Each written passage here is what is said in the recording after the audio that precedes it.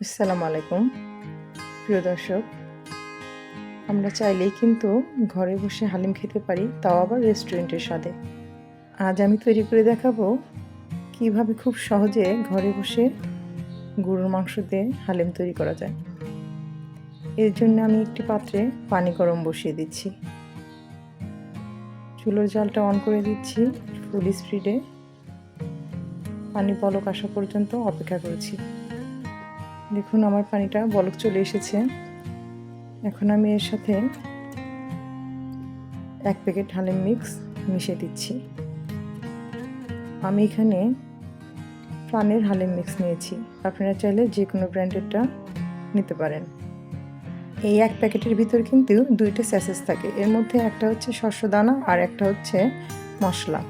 আমি শস্য দানাটা পানিতে মিক্স করে দিচ্ছি আর মশলাটা মাংসের সাথে মিক্স করব। আমি একটু কেটে নিয়ে এভাবে একটা খুন্তির সাহায্যে আমি ডালটা আস্তে আস্তে মিশিয়ে দিচ্ছি যাতে দলা পেকে না যায়। চুলোর জালটা বন্ধ করে দিলাম এবং ঢাকনা দিয়ে ঢেকে দিলাম 30 মিনিটের জন্য। এরই মধ্যে মাংসটা রান্না করে নিব। চুলোতে কড়াই বসিয়ে দিলাম, কড়াইটা গরম হতে দিয়েছি। এখন এর মধ্যে একটু তেল দিয়ে দিচ্ছি, তেলটা পরিমাণ মতো দিবেন। আমি এর সাথে 1 কাপ পেঁয়াজ কুচি দিয়ে দিচ্ছি। পেঁয়াজ কুচিগুলো আমি একটু বাদামি করে ভাজবো।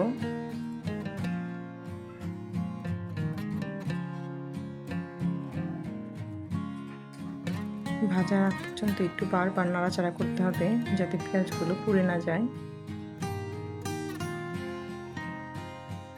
আমার পেঁয়াজ ভাজা প্রায় শেষ। এখন এখান থেকে আমি 2/3 তুলে রাখবো এবং বাকি যে পেঁয়াজগুলো আছে এর সাথে আমি মাংসগুলো দিয়ে দিচ্ছি। আমি এখানে আধা কেজি মাংস নিয়েছি, এটা আগে থেকে ধুয়ে পরিষ্কার করে ছোট ছোট করে কেটে রেখেছিলাম। এর সাথে দিয়ে দিচ্ছি হালিম মিক্সের সাথে থাকা যে মশলাটা।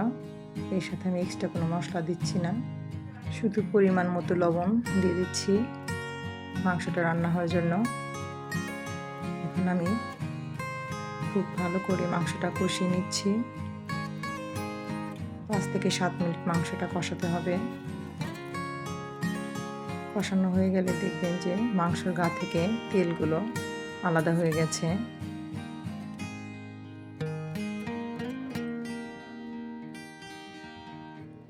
ঠিক সে সময় এর সাথে আমরা পানি অ্যাড করব।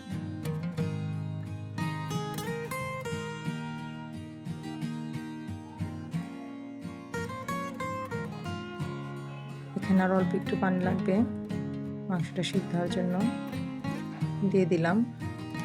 আর পানি দেবো না, এই পানিটাই রান্না হয়ে যাবে। আমি পাওয়ারটা একটু কমিয়ে ঢাকনা দিয়ে দিচ্ছি। 10 থেকে 15 মিনিট জাল করার পরে পানিটা শুকিয়ে যাবে এবং আমার মাংসটাও রান্না হয়ে যাবে। মাঝখানে আমি 2-1 বার ঢাকনা তুলে মাংসটা শুধু নাড়াচাড়া করে দেব।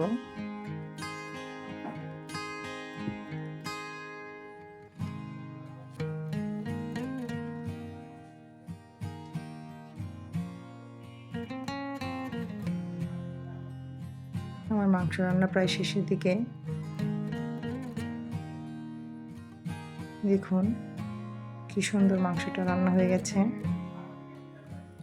এখন আমি মাংসটা আগে থেকে ভিজিয়ে রাখা ডালটার মধ্যে মিশিয়ে দিচ্ছি।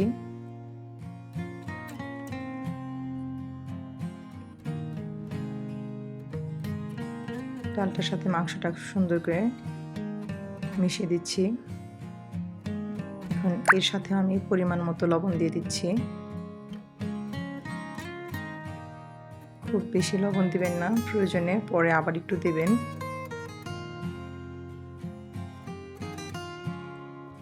বারবার খুন্তিতে নাড়তে হবে যাতে নিচে লেগে না যায়। এ পর্যায়ে চুলোর জালটা কমিয়ে রাখবেন একদম।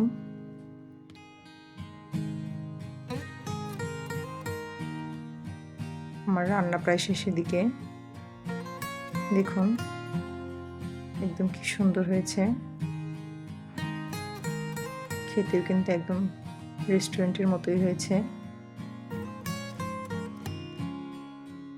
আপনারা বাসায় একদিন ট্রাই করে দেখবেন, খেতে কিন্তু একদম অসাধারণ, খুবই মজা। আপনারা কে কে ট্রাই করেছেন অবশ্যই আমাকে কমেন্ট বক্সে জানাবেন, এবং আমার রেসিপিটা কেমন হয়েছে সেটাও জানাতে ভুলবেন না। আল্লাহ হাফেজ।